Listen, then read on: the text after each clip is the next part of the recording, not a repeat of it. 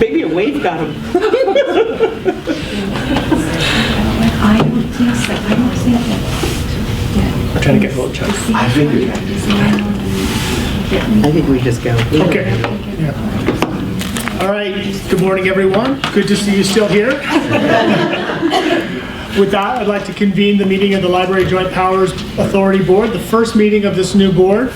First item on the agenda today is roll call, please. Director Bernal. Here. Director Comstock. Director Goldstein. Here. Director Moriello. Here. All right. So that takes us to approve the agenda for January 14th. And Janice, did you have any items or changes to this agenda? Yes, I would like to recommend that you move item 10A, letter I, elect the chair and vice chair, to the third item on the agenda. Okay, unless there's objections, we will make that change, and the remainder of the agenda will be followed as printed. So with that, then, I will take us to item 10I, AI, which is to elect a chair and a vice chair. So, Mr. Chair, there's, I don't know if there's a staff report in here, but again, I mentioned at the last meeting that we did approve a rotation schedule for the Library Facility Financing Authority. I would propose that we use the same rotation schedule and the same process for this body. This way the chair will be the same for the two groups and the vice chair would be the same for the two groups, and then we would have some continuity with the two entities given that their functions are so closely related. I don't know if others have other ideas, but... I do recall that we discussed that at our last meeting, 15 minutes ago. Good recollection. Sounds like a reasonable approach. All right. Is there any public comment on the electing the chair and the vice chair? Seeing none, I will close the public comment period and bring it back to the board for a motion. So I would make a motion that we use the same rotation schedule as exists for the Library Facilities Financing Authority for this JPA Board of Directors henceforward. Second that. All right. All in favor? Aye. Aye. Opposed? Motion carries unanimously. Congratulations. All right. Still out the gavel. Survive for another day. Okay, so that takes us back onto our regular agenda for this morning, which is oral communications. Would anyone like to address this board on an item that is not on today's agenda within this board's authority? Seeing none, I will close oral communications and take it to item 4, staff recognition. Is there a staff report, Janice? Yes, what we do at every Joint Powers Board is we recognize staff who've been honored either by their colleagues or by members of the public, and call attention to their good work. And this month, we have a member of the staff was recognizing our IT manager, Lynn Sansevero, who you will actually be hearing from a little later, and a staff report who does fabulous work and keeps us running whether we crash or not. So Lynn is right there in the front. I don't know if you all know her, but there she is. And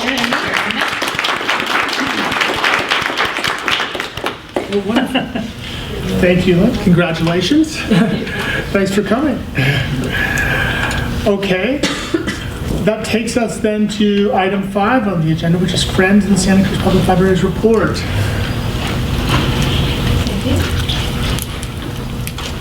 Hi. Hi. My name is Cordelia Neff. I'm the Executive Director of the Friends of the Santa Cruz Public Libraries. So I wanted to tell you a little bit about our fundraising efforts. We concluded our end of the year campaign, which was our stay at home and read a good book New Year's Eve Gala, a novel event. Our donors were invited to stay at home and send us a hostess gift, and we raised just over $6,000 just from that campaign alone.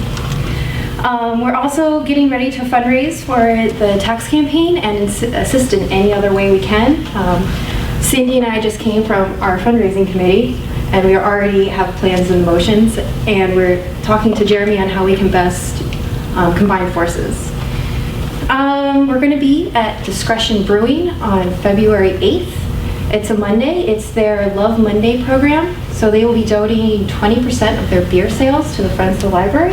We'll also be using this opportunity to table on behalf of the tax campaign. And now is my favorite part. I get to hand money off. We quarterly look at our restricted funds. Our donors write in their favorite projects, and they usually donate to fund books and materials. This time we also have youth programs and bookmobile, lots of bookmobile supporters. So I have about $3,300 for books and materials, and I have $1,500 for the bookmobile and youth programs. Oh, wow.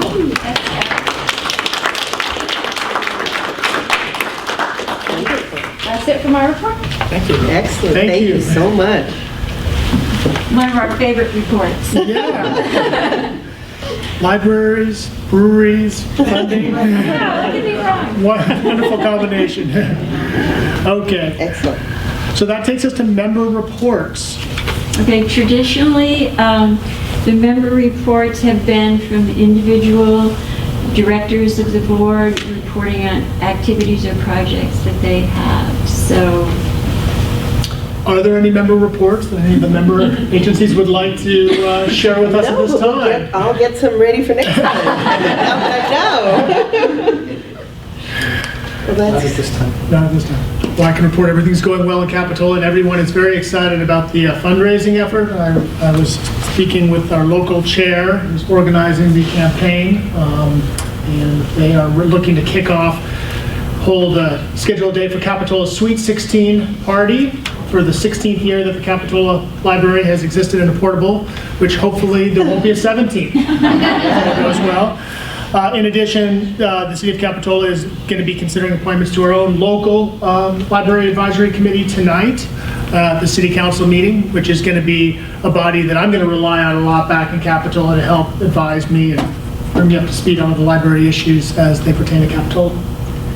and I think Santa Cruz has appointed some members, right? Well, yes, that's right. The city council did at their last meeting appoint the two library commissioners to the Excellent. board. So, yeah, some Well, that'll be great wonderful. candidates up here. Yes. Right. That's right. All right. Is there any comments, public comments on the member reports? Seeing none, we'll take it to the interim library director report. Janice, do you have to report? I have several things. The first is that I want to recognize that we have several members of the former Joint Powers Board in the audience here. Mike and Cynthia and Martha is here. Did somebody else come in? Saw Bruce Lynn. See him, Bruce? Oh, there you are. I couldn't see you. So we want to thank you very much for being part of the board, and thank you for being here today. So a lot of this will seem familiar, and we'll be still looking for your advice on all of the things that are in front of us.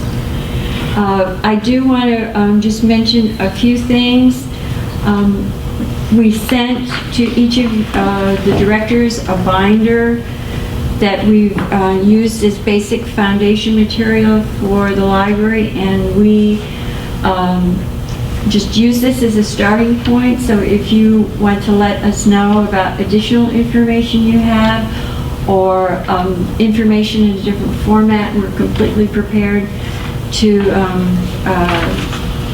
change that binder however you need. I just want to just say this is a place for us to start, and then you tell us what you need, and we'll make sure that you have the information that you need. The agenda, the format of the agenda we prepared is the format that we have been using for several years, but if you want changes, or there are different reports, or reports in different ways as the months go by, please let us know what you would like there, and we will be happy to make those changes. One of the other thing I would just like to mention is, so that you have the opportunity to meet as many of the wonderful staff as we have here in the library. I'm going to be taking the opportunity briefly at each of the upcoming meetings with your approval to ask one of our division managers to speak, so you can get to know that person and get to know well, we don't have any male division managers, so I'll say what she does. And so today you're actually going to be hearing a little later from Lynn Santabero, who is our IT manager. And then in February, we were thinking that Shelley Bottomer, our collection manager, could talk about how libraries form their collections, because we thought that might be something that would be interesting to you. So if that is acceptable to you, we'll just plan so you can meet those managers and learn a little bit more about what they do. We make that part of the agenda.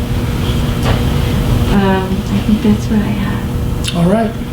Well, thank you, Janice. I think that is a great idea to get presentations about different pieces of library operations. Scheduling this sort of presentation or workshop types, I think sort of more informal would be a good way for board to get to know staff and become more acquainted with library operations.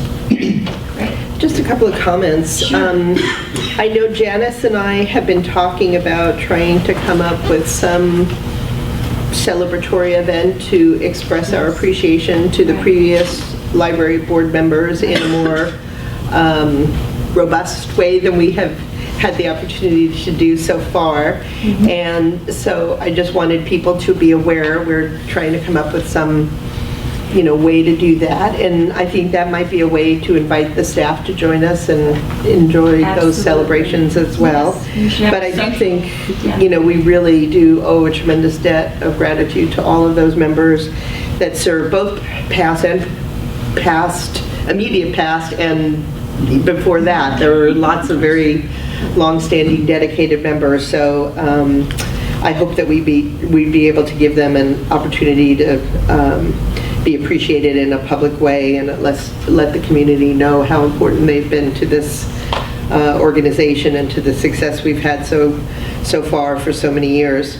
And then in terms of the binder, I think this was very helpful. I mentioned to Janice that we need to include the current JPA agreements, which aren't in here, but we'll make sure they get in there. And then I noticed there are a bunch of policies which I didn't have a chance to really go through in the time that we had, but I would hope that maybe we can do that, put it on the to-do list. It's not something immediate, but I would like to look at those policies and see. I know that, for example, even on today's agenda, we have a report on security incidents and these different things. And again, if they are helpful to the organization, then I want to keep them going. And if they're really not that helpful, then maybe we can direct those resources in other ways. So I hope that we could look at those as time goes on.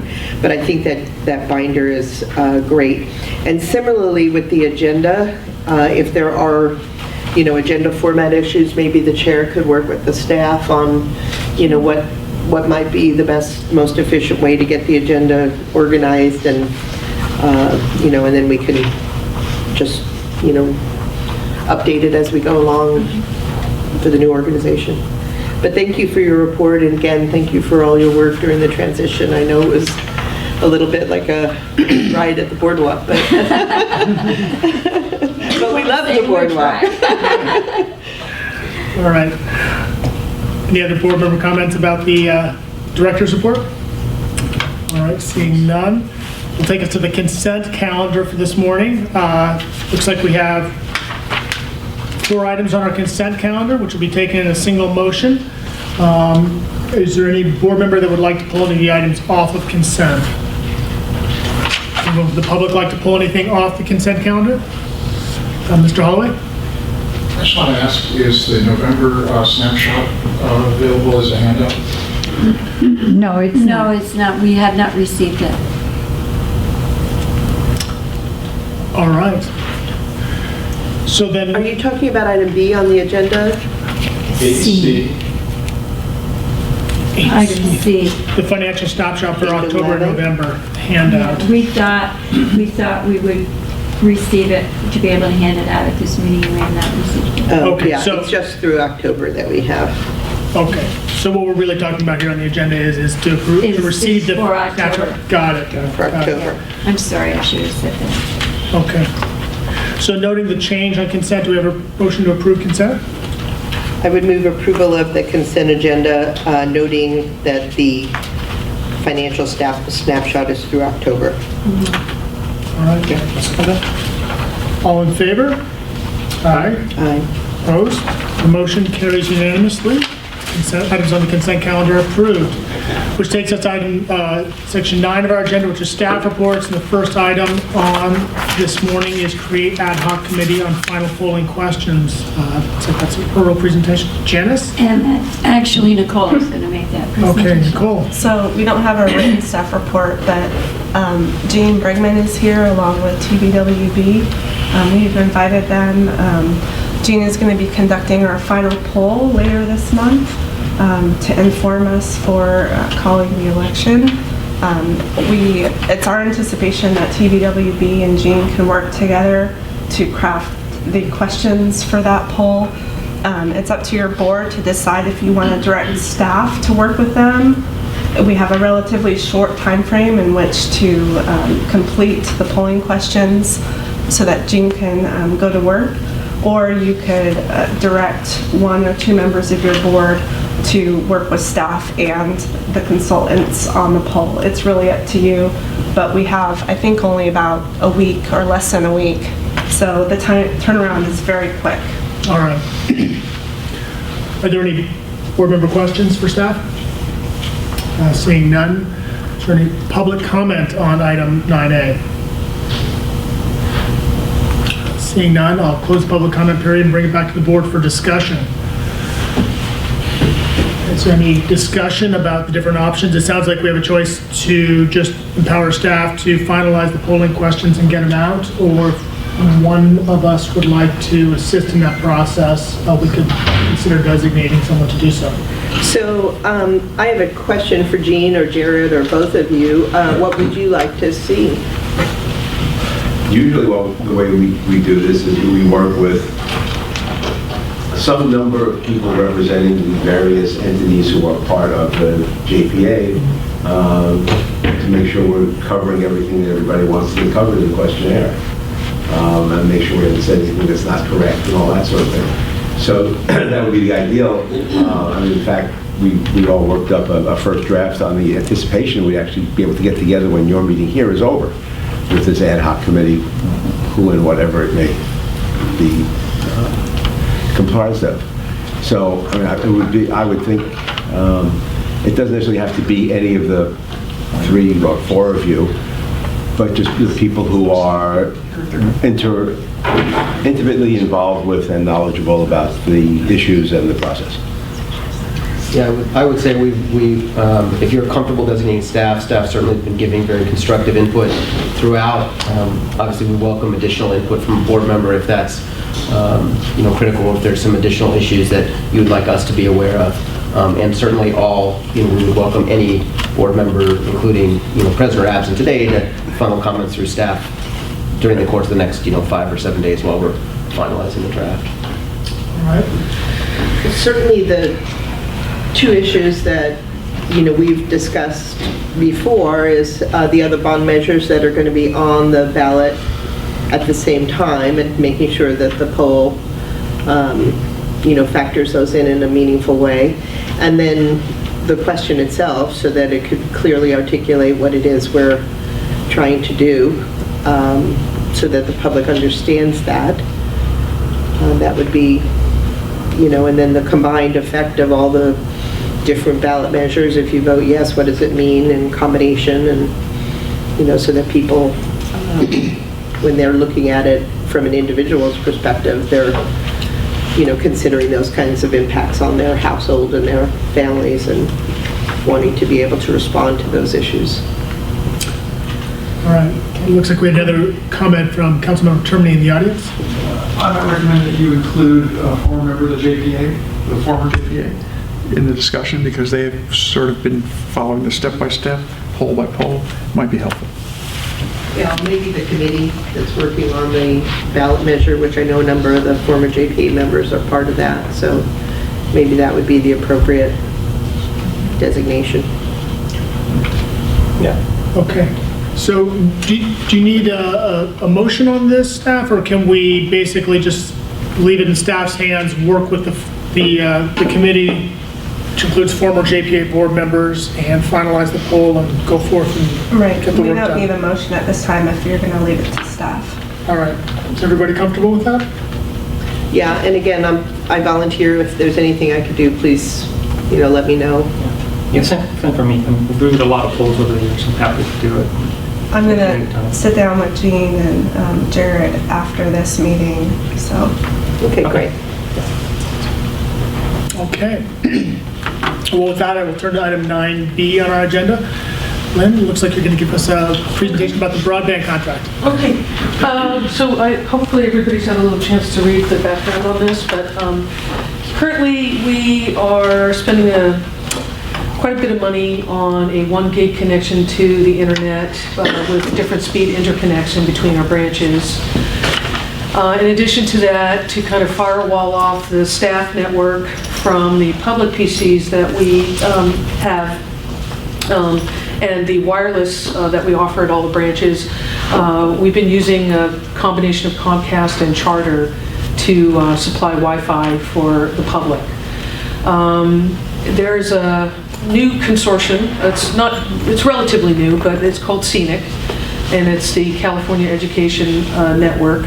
That's run off a giant 3,800-mile CalREN fiber optic network that connects universities, Cabrillo, all kinds of community colleges, a majority of K through 12 networks throughout the state, to this very high-speed fiber optic network. Of course, with that comes economies of scale, because we are a consortium. When it goes out to bid for RFPs for these services, much more people are on the bid, so the prices get lower and lower. Just to give you an idea of what CENIC is supplying to people, let me get my notes here. Let's see, 10,000 K through 12 schools are on CENIC, 112 community colleges, all 24 campuses of CSU, all 10 campuses of UCSC, including non-UCSC campuses, Stanford, Caltech, and USC.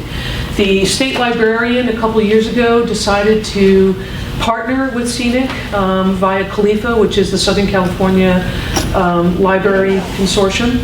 And what that has meant is that we are now starting to see the reach of CENIC into public libraries. And more in today's world, public libraries are becoming more digital. We offer more digital offerings. People come to the public library to use the PCs that are here, to use their tablets on the Wi-Fi, their phones, et cetera, apply for jobs. I mean, the amount of people that we serve, sessions we serve pretty much monthly of public Wi-Fi are over 1 million sessions of public Wi-Fi that we serve throughout our 10 branches per month. I think there's some use stats in there about, in the staff report, in the board report, about public PC usage, and those are the wired PCs that we provide for the public. So what we have now is pretty much maxed out. We're maxed out both from a technological standpoint and from a pipe standpoint. So our pipe at any given day for the public PCs and the staff, that's our fiber pipe, is one gig, and it's pretty much routinely maxed out with the overhead that we have to account for. And on the public Wi-Fi, we're maxed out at the connections we currently have. To move to higher connections would double our costs, basically, through Comcast and Charter for public Wi-Fi. So Janice and I met with the folks over at CALIFA and CENIC, and we decided not to do it the first year. I kind of wanted to see how it would flesh out. I don't like to be early adopters when it comes to system-wide changes. So the first year, a bunch of libraries went on, and they did very well and received great discounts, and the service that they've been receiving has been exemplary through CENIC and CalREN. So we decided we would go ahead and move forward in year 2, which I thought was a safe move, especially considering the fact that we're maxing out all of our pipes, and we need to be ever more cognizant of money and how much we're spending on this. So The idea is to deliver more for less. So under the current contract that we'd like you to give Janice permission to sign with Scenic, we would be receiving 100%, all of our services across the board would be E-rate eligible. E-rate is a federally funded mandate. Everybody pays taxes toward it. And the library routinely now, we get pretty significant savings of E-rate every year. However, our internet connection and our Comcast and Charter connections are not E-rate eligible. And also, our internet connection is not E-rate California Teleconnect Fund eligible. California Teleconnect Fund is a fund that all those surcharges you pay on your cell phone bills and phone bills every month, that goes into the California Teleconnect Fund. It allows schools and libraries and nonprofits to get half off whatever their rates are. So, to maximize E-rate, to maximize California Teleconnect, if we move to Scenic, we'll basically be saving $136,000 a year. We'll be the 4th 10 gig library in the country. So that means we will have a 10 gig connection from any computer that's on our network out to the internet. And so we're going to allocate that bandwidth. So we're going to give 2 gigs of connection to public Wi-Fi, which is pretty much quadrupling what they have now. And we're going to give 2 gigs to the public PCs that we offer that are wired, which quadruples what they have now. And we're going to dedicate 4 gigs of that bandwidth to staff and to all of the databases and everything that we host on site here. So everything that we do within the library, technologically speaking, is hosted with us. We do all of our own work. We don't outsource anything. So it's a great deal. We do get 62.5% E-rate discount. So how it works is we would pay the bill. Khalifa would give us a bill for our broadband expenditures every month, which is around $12,000. We pay the bill, and then once our E-rate contract gets approved and we receive our funding commitment decision letter from E-rate at 62.5%, we may get more depending, there's some calculations they do there. Then E-rate lets Scenic know and Khalifa know that we've received our funding commitment decision letter. They reward us with credits. So after E-rate comes off the top at 62.5%, then California Teleconnect Fund kicks in of what's left over, and that's another 50% off. So we're basically getting 10 gigs to the internet with 1 gig interconnects in between the branches for $29,000 a year. All right. Thank you. Thank you. Are there any staff questions of staff? I think this falls in the category of no-brainers. I was hoping you'd say that. Excellent work. This Thank is you. great. Thank you. This is great. I did have a couple of questions. Sure. One is, so it looks like what we're talking about is 10 gigs here to Maine and then 1 gig out to the branches. Is that correct? Well, the interconnects between the branches are 1 gig. So how the branches connect to one another is 1 gig. Once that, so if you're in Capitola and you send a website request, it goes from there to here at a gig, and then once it leaves here, it goes out at 10. And then it comes back, and then it receives back to you. So the transport to the web is 10, but the intertransports are 1. Okay. Does that make sense? Yeah, it does. I mean, sort of. and then I guess the follow-up question that would be, is there a time would this system at some point be able to support the 10 gig connection between Maine and the branch? That's the great thing about CalREN is that it's fully scalable. So right now there's a CalREN connection of 100 gigabytes to Australia, if you can imagine. For, I believe it's USC for their research department. So this is fully scalable. We're not contracted in for any length of time. At each year, if we decide we want to revisit the interconnects, we can absolutely do that. It would go out to bid or an RFP that Scenic puts out. We would get contracts back in, and then we would pick the one that works for us the best, and it's just a matter of turning the pipe up. Once the pipe is there, the pipe is there. Great. Thank you. Any other questions of staff? Seeing that, I'll turn it over to the public. Is there any public comment on this item? Yes. I am going to comment. You know, I have comments on lots of things.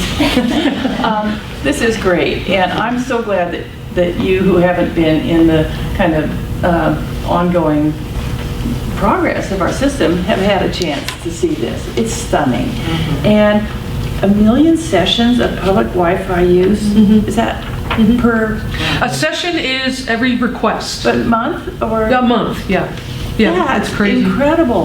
And so I would ask Janice, you know, from your staff, stats like that can be really helpful in a campaign. We're talking about increasing the, just the wiring to deal with contemporary computer use. That's a number that's kind of mind-blowing. Yeah, a couple of our branches are woefully behind in wiring. But just in general, the system too. I mean, things like that kind of make it real. So We can give you lots of numbers. and I think you guys would, a thumbs up? Yeah. Okay. Because generalities are generalities, and that was a surprise to me. So yeah, it is in the no-brainer category, but also I think this fits with what our jurisdictions are doing. You all know Santa Cruz is pursuing a public-private partnership with Cruise.io to bring broadband capability to every parcel in the city of Santa Cruz, not paying for it, but bringing that capability there. It's long range and ambitious, and I know County, you're working on something similar. So with Silicon Valley over the hill and the university, I think this puts us on the map as seriously connected, and that our library is part of what the jurisdictions are doing too. So maybe that's another theme to work with. Thank you. That's something. The gentleman Is there any other public comment? Yes. So is the 1 gigabyte to all the branches, is that separate, or are any branches sharing that 1 gigabyte? No, it's So all- each branch gets 1 Yes, gig? yes. Okay. Do we have 5 gigahertz Wi-Fi in all the branches too? Yes, we do. Yes. And we have wireless access points that serve both a staff Wi-Fi and a public Wi-Fi. So we have dual access points. The plan would be sometime in the next year or two to actually upgrade the controller, which is the software that controls those wireless access points, so we can even further manipulate the bandwidth as we need to. Okay. For the record, would you like to identify yourself for the minutes? Craig Chatterton. Great, thank you. Is there anybody else from the public that would like to address this or in public comment? Seeing none, I'll bring it back to the board to consider a motion. It's my pleasure to approve the staff recommendation on this item. Second. All in favor? Aye. Opposed? The motion carries unanimously. Yay! That was an easy one. You give us a softball at first. All right. Okay. So with that, it takes us to the letter of intent with the library employee bargaining groups, which is page 26 and 27 of our agenda packet. Is there a staff report on this, or is this something that we've got on our own here, Janice? Nicole is here. Sorry. I work with Scott Collins in reviewing the staff report. He was the one who drafted it, but the City of Santa Cruz has drafted 2 letters of intent with the library's bargaining groups regarding commitments from this board to those bargaining groups as we transition to the new JPA. The letters are included in this item. They say that the JPA board and the city will abide by the existing terms and conditions of the negotiated MOUs until their expiration or until all parties mutually agree to enter into negotiations based upon a change in employer of record for library employees. And then they make some other, they state some other things as well. The letters of intent indicate that the JPA board and the library director will explore options to continue contracting with the City of Santa Cruz for employee staffing or hiring. And evaluating options, the JPA board commits to considering all potential impacts to library employees, including retirement, health insurance rates and benefits, and other factors. And they also indicate that the JPA and the city will meet quarterly with the bargaining groups to get their input and to hear their concerns. Okay. And so basically what we're saying here with this letter of intent is that you have business as usual effectively moving forward. That the current MOUs, there's no change to them being proposed at this time. And that we don't intend to do that. Not at this time. Not at this time. Okay. Any other questions of staff on this item? Just one. When are the quarterly meetings going to be set up, and As far as I can we know, get a schedule for that? as far as I know, they haven't been set yet, but I'll ask Scott for scheduled meetings for you. Yeah, well, I think this has been a source of a lot of confusion over the course of the last month, so I would very much like those quarterly meetings to be on a set schedule so that people can attend them and know when they are, and, we can kind of dispel some of the, rumors that sometimes, take on a life of their own because, people don't know what is really going on.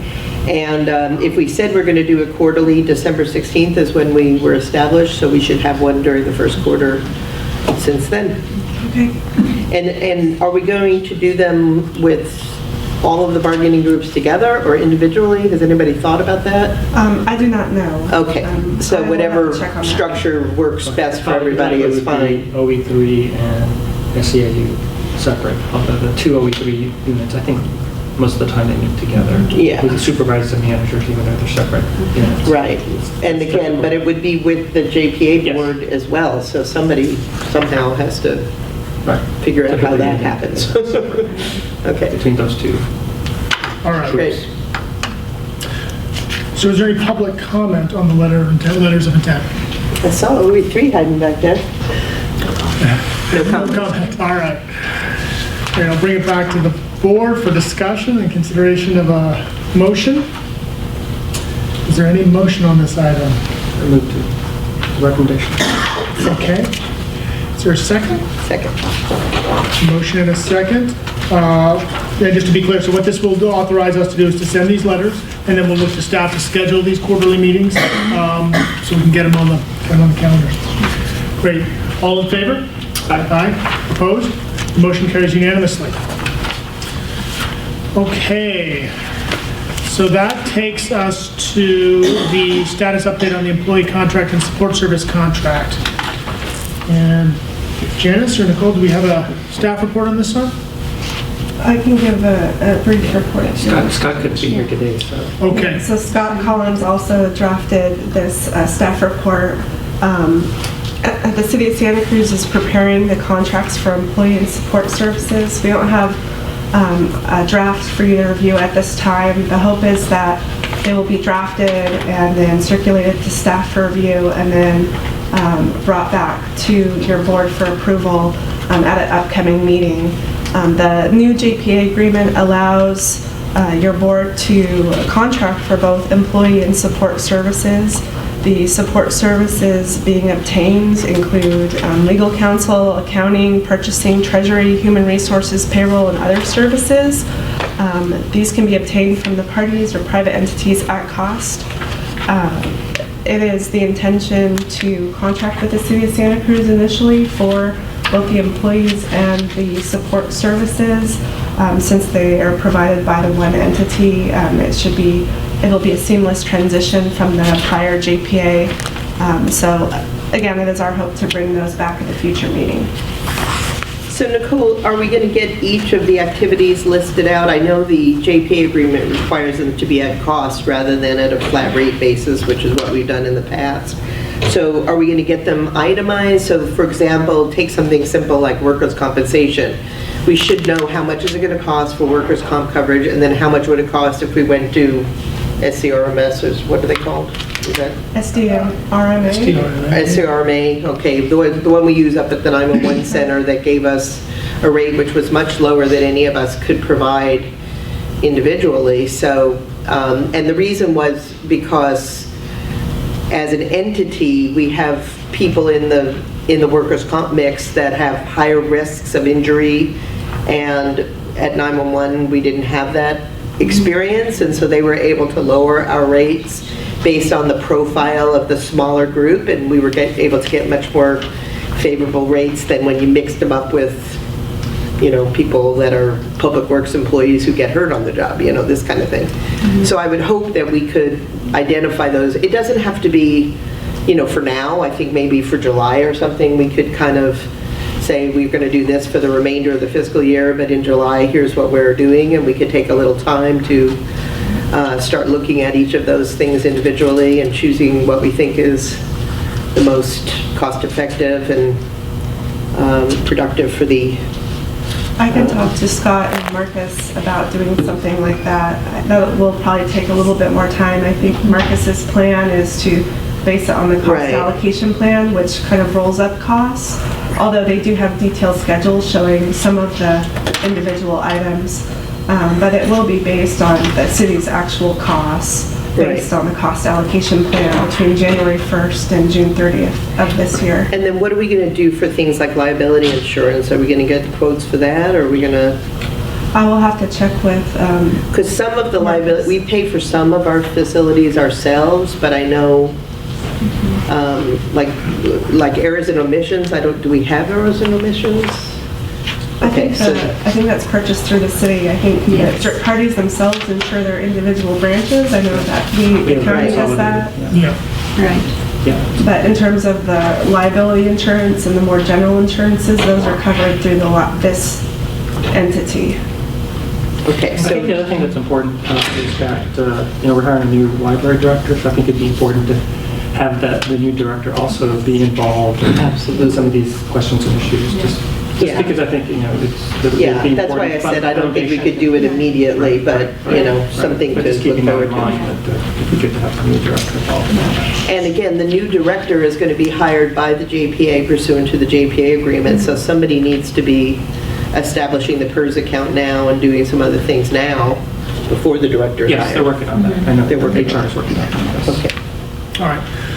So Nicole, do we anticipate seeing these contracts come back the February meeting? Is that That's the hope, That's is the to bring hope. them back. That's But the hope. I know that the parties want to review them, so Sure. I would hate, we don't want to shortchange their opportunity to have a look at them before they're brought back. So our goal is February, but if, depending on the review. Reserve the right to- All right. Okay. I understand. Well, and let me just say as one member, and I don't know how others feel, if there, certain parts of it we could just do quickly, maybe we could get those done, and then we could, those things that take a little longer, we could let them linger. I'd be, I understand this is all like I say, it's a little bit of a roller coaster, right? New territory. Okay, is there any public comment on the status of the employee contract and support services contracts? Seeing no comment, I will close the public hearing.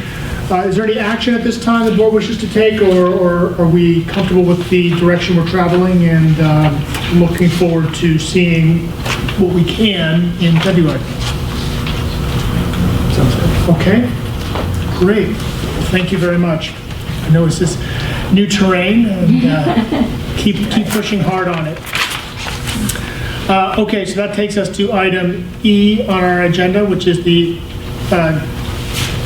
Library JPA Board Bylaws. Janice, do you have a staff report for us? When we were reviewing the binder and looking through all of the things, we could immediately see in the bylaws that there were certain things in the previous set of bylaws that were in conflict with the new amendments. So we pulled those out and have cited those out for you to consider as changes. The bylaws require that you have 10 days notice before you vote, so we thought if we could give this to you as an informational item at this meeting so that you could consider it and vote on it in the February meeting, that would meet that specification. But just even beyond that, there may be other direction you wish to give us about the bylaws as they have existed. Any direction you want to give to staff on the bylaws in general, we're certainly open to that. But these were the changes we could immediately identify in regard to the new agreements that we have. All right. Thank you, Janice. So what's in front of us now is really just to receive these proposed changes, and they need to be received in then 10 days prior to any actions. We can't take any actions today. Are there any questions from board members for staff? Well, I have a comment. I think these bylaws are really out of date because And I think we should just redo them. And I'd be happy to work with staff on them. I did go through them and penned up a bunch of revisions. I think we can simplify them greatly. They attempt to restate the Brown Act in a lot of places, and I think we should just say we'll follow the Brown Act and not try to restate it.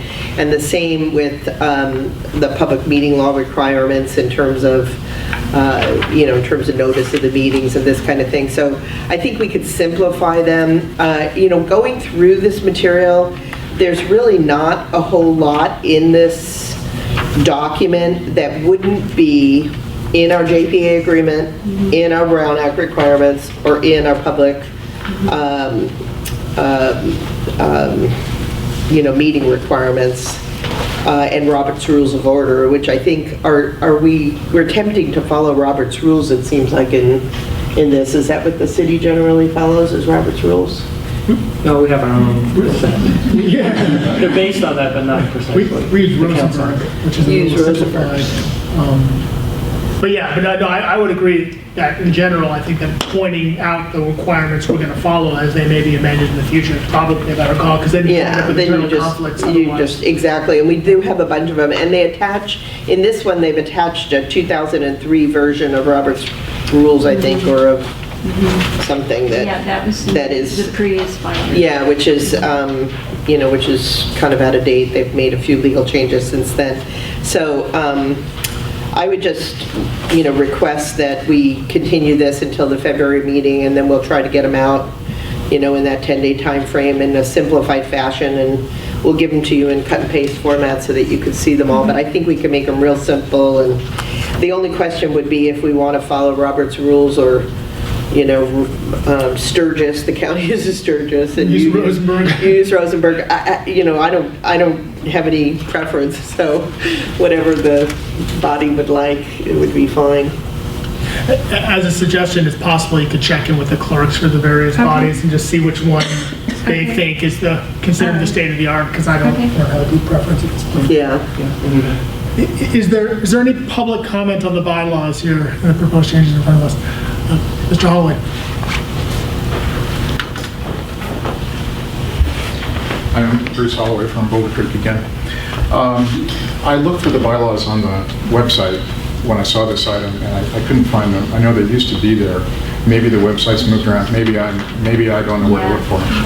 But I just wanted to say something about the history here. I think in Robert's Rules of Order, if you have a garden club or something like that, a quorum might be a majority of the members or a majority of the board or something, and then usually you can take action with a majority of the quorum. And I think this is the way the city of Santa Cruz works. The city of Santa Cruz is a charter city, and so basically what this means is that 3 council members out of 7 can take action depending on how many people are at the meeting.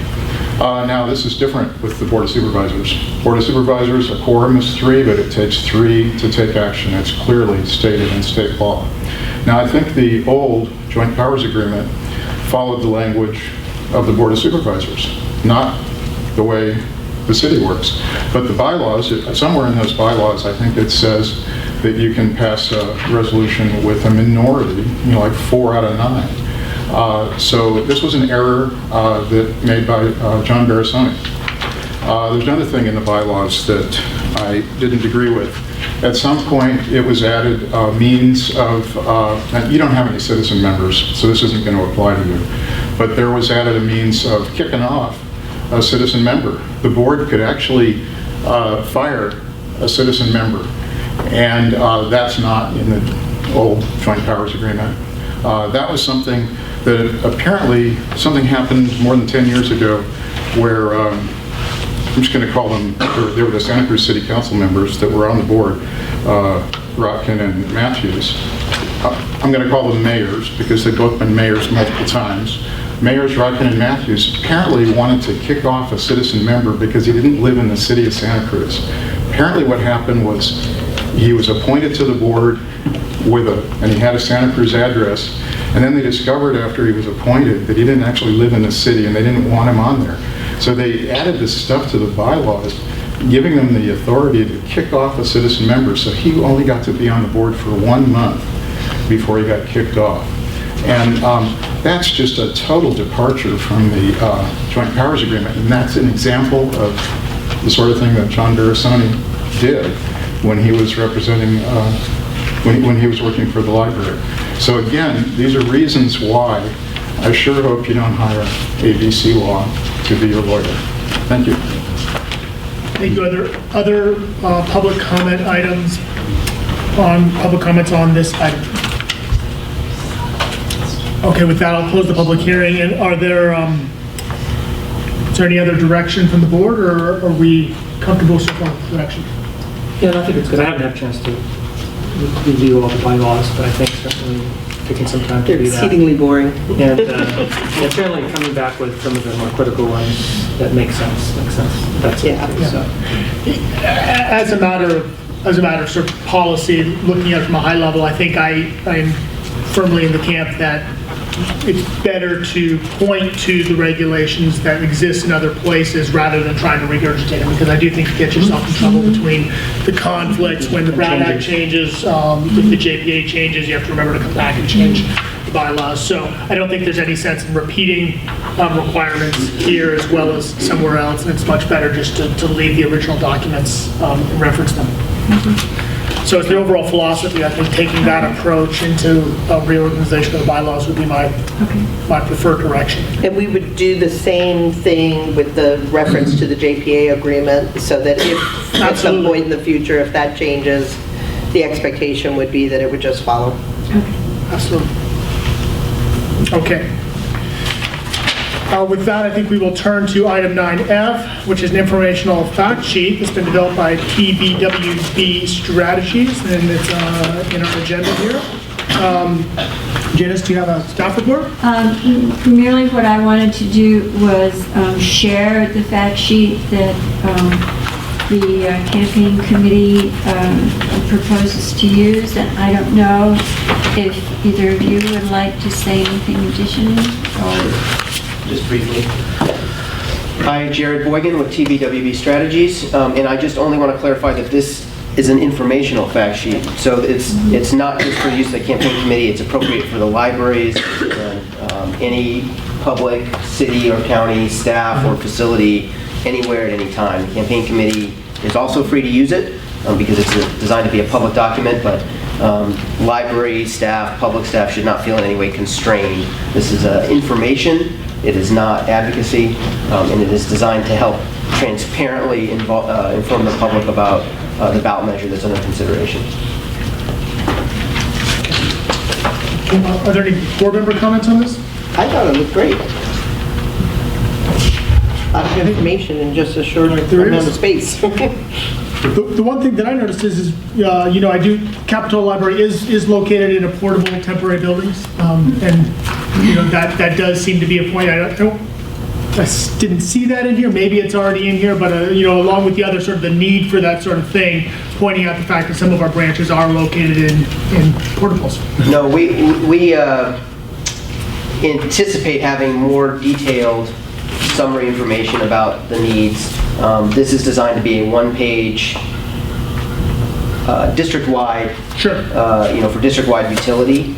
And so, we couldn't pack all of the details into that one page. Obviously, we'll give it a close read and make sure that we've got everything salient in it. But we absolutely will. There's lots of specific problems at each of the specific branches, and we want to be sure that folks in their areas understand that this measure is designed to address those particular needs. And at the same time, especially in light of the IT discussion you had earlier, we also think that the theme that's very important is that it is a system-wide investment for a system-wide improvement. Lots of folks in the area use more than one branch, and it's I think important for folks to realize that we're lifting all boats, through a measure like this. That's a very thoughtful expenditure plan. It's helpful not just for individual local branches, but for the system as a whole.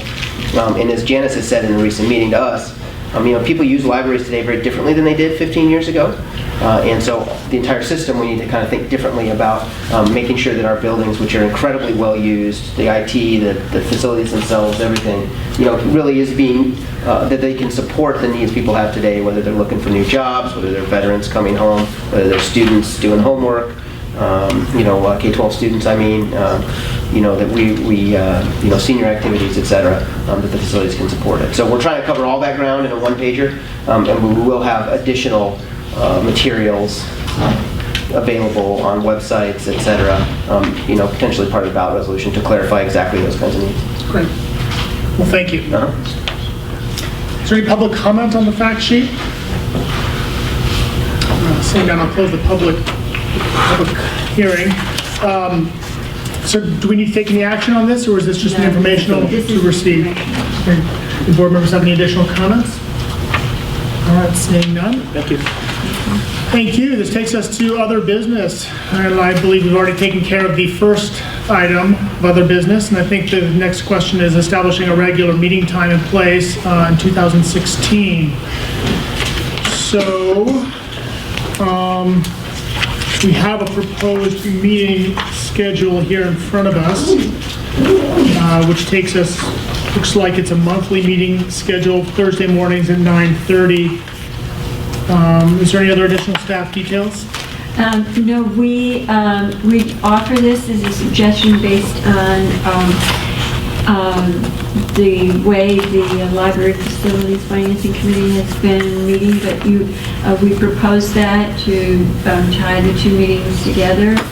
But and the time was just a speculation, a little bit based on what we did today, where we had one meeting at 9 and the other at 9:30. We could do them in reverse order. We could not do this at all. We definitely have this room for every one of these meetings, but we could also rotate the meetings to branches with meeting rooms. If you wanted to also include branches without meeting rooms, then we would look at branches that are close to the public on Thursday mornings, and then figure out a way to have a meeting there if that's what you would like to do. We are prepared to do any of those things depending on what you would most like to do. Okay. Are there any questions of staff on the calendar? Is there any public, we'll bring it back for discussion. Is there any public comment on the meeting calendar? Yes.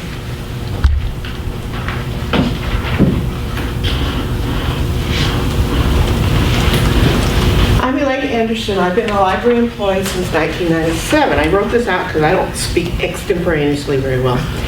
I'm concerned that the Library Joint Powers Board is considering having all its meetings during the day. Daytime meetings makes it difficult for the public, including library employees, to attend board meetings. Both my manager and the interim library director have worked hard to keep library employees informed on both Library Facilities Financing Authority and Joint Powers Board decisions. But hearing the information is not the same as being at the meetings. In the past, I have attended many of the Library Joint Powers Board meetings. For today's meeting, I'm using personal leave to attend. I understand that employees have many options to be able to attend meetings and/or make their voices heard. Union representation, flex their work hours using leave time. But these options are not available for all staff. Please consider having board meetings in the evening, at least at times. Thank you. Is there any other public comment on this item? All right, seeing that, I'll bring it back to the board. Board members, do you have thoughts on this? I like the idea of combining the meetings. I think it's efficient. And as far as, this schedule works for me, but insofar as evening meetings, I'm open to that too. That's... Yeah, I did receive a request from a member of Capitol's community that to look at some night meetings to facilitate access. I would tend to support that. I think there may be some balance between various meeting schedules, but I think bundling the meetings obviously makes sense, and potentially meeting at some time, potentially different times, because some people it is easier to come in the morning, but for many people it is easier to come in the evening. I guess one other comment on this is that I think in the longer term, as this board, we're going to have the Library Commission, which is being formed at this time, and I think sort of the division between this board and the Library Commission is sort of TBD. It's outlined in the JPA agreement, but I think at the end of the day, it's very probable that the commission becomes really a body for many of the items on this agenda, and then in the longer term, this board is really focused kind of on the financial and the kind of nuts and bolts and administrative functions, which may mean that we're not doing the same kind of schedule. So we've heard from a couple directors about an interest in having some night meetings on the calendar. Do we want to give any direction to staff on this? You know, maybe it would make sense for Janice, if there are items on the agenda that are going to, you know, generate a fair amount of public input, if we're proposing a, you know, program shift or a change. I mean, maybe, you know, we could ask staff to schedule those on an ad hoc basis. I mean, do you think that would be sufficient, or do you want to just say, you know, some schedule and we'll just, you know? I mean, my recommendation is that we would have a regular schedule. A regular schedule. And, you know, we've tried that at the Board of Supervisors, and for the first couple of meetings, a bunch of people came, and then afterwards it was, you know, the board sitting there in the evenings and not a lot of public participation, and so it didn't quite work as well as we thought when we did it, but, you know, it was some time ago now. Right. Having a standard schedule is helpful for Planning purposes, certainly. it certainly But it is. could be every other meeting. Yeah. Or every night. You know, I'd be happy going with an every other meeting kind of schedule, you know, between mornings and evenings, just, I think it provides the most diversity, and then we can see how it works. I do think that this first year, I think there's going to be more interest, particularly with this ballot initiative that's out there and the reorganization that's taking place. So I guess I'd rather err on the side of caution to kind of try to provide as many venues as possible for people to participate, and if at the end of the day we discover that, you know, the participation isn't there, we could look at a different schedule down the road. So, is there a motion? I'm okay with looking at every other month to start off with. So what time is the evening meetings? 7 o'clock or 5 o'clock, or? We had been doing them at 6:30. It's totally up to you what to do. I would suggest probably 6 or 6:30 from my standpoint. I think, you know, you get later than 7 o'clock. People don't come because People don't come because it's night, yeah, and with kids, and then when you're, you know, much earlier than that, then it becomes difficult with work and everything else, but Either one works for me. 6 or 6:30 seems like a reasonable time. Do you want to begin the first evening meeting with the March meeting or with the February meeting? Well, let's take a look at my calendar here.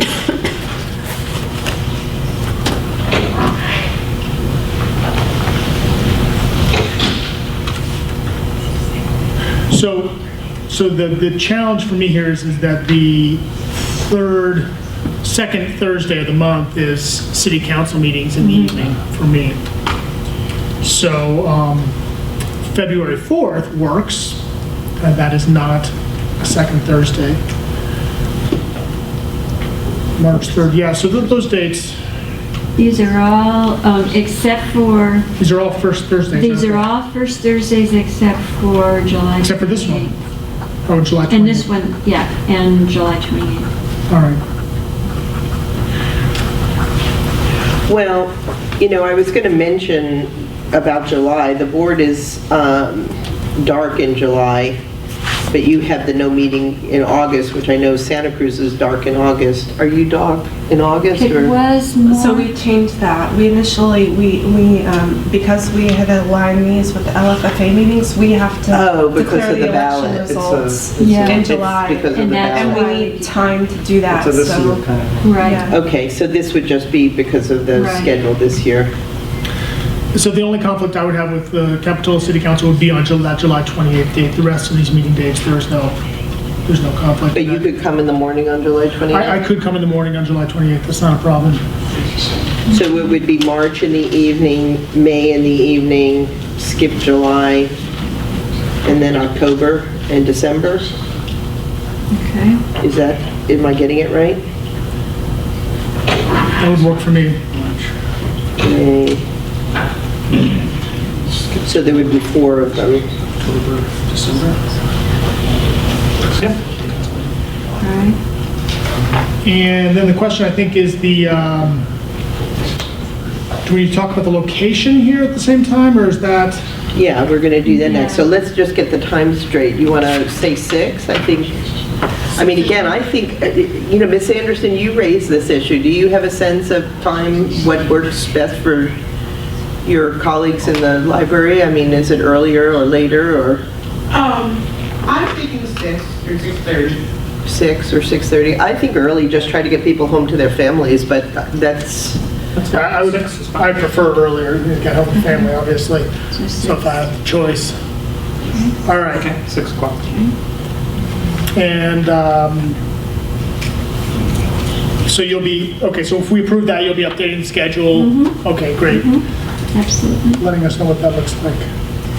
And then on the rotation schedule, again, Nicole mentioned when she made her remarks that there are meeting rooms in Aptos, Boulder Creek, downtown, and Scotts Valley. Okay. So, and then, I would suggest we start with those. Okay. Because we... Maybe those could be the evening ones. Yeah, what about that? Do we think that would be a good way to start? I'll look at the schedule and we'll fit the branches into what's available, if that's all right with you. Yeah. Okay, sure. Okay. So the trick is going to be to make sure everybody shows up at the right branch at the right time. That's right. And we'll send lots of emails. Having walked into this meeting room, very room once this summer, and seen the lights off and nobody else there, and Gene right behind me saying, well, what are we doing here? 50 people at Aptos. 50 people at Aptos waiting for the 2 of us. I can identify with that situation. So we'll just have to be very clear and make sure everybody is... Okay. Well, and I think going to the branches in the evenings, does that sound like it makes sense? I mean... I think so. The only challenge is obviously Aptos at 6. I think that the track. It's fine for me. It's fine for you. I think. Get with the program. Get with the program. Yeah. Martine is just going to face a... There's someone in the audience who'd like to be recognized. I know. All right. I'm Laura Whaley. I'm the manager of our programs department. And with this schedule being proposed, Scotts Valley could only happen in the evening because we have a storytime program that uses the meeting room that is long-standing. So just wanted to throw that one out there for you. Yeah, Thank you. Thank you. All right. So the first piece of the schedule, I think we've taken care of. Just have lunch in Aptos and then wait around. Yeah. Yeah. Come down to Capitola. You're probably better off. All right. I'll come hang out with the children. So do we have a motion to, well, let's talk, so let's get a motion to approve the suggested schedule and locations specific to sort of a rotation for those. Okay, so I would make a motion that we approve this schedule as presented with the following revisions. That the March, May, October, and December meetings will be held in the evening starting at 6 p.m. rather than at 9:30. That the location of the meetings will be determined by staff based on room availability with a goal of scheduling the branch locations during the evening sessions. And that we schedule the LFFA meetings immediately preceding the JPA meetings on those designated dates and times. All right. I'll second. Second. All in favor? Aye. Aye. Opposed? The motion carries unanimously, and it sounds like we have a schedule for this upcoming year. All right. Thank you. Thank you. Okay, so is this still correct here? Our next meeting is February 4th, 9:30, downtown branch? It is? That's good. With that takes us to adjournment. Thank you all for coming. See you next month. All right.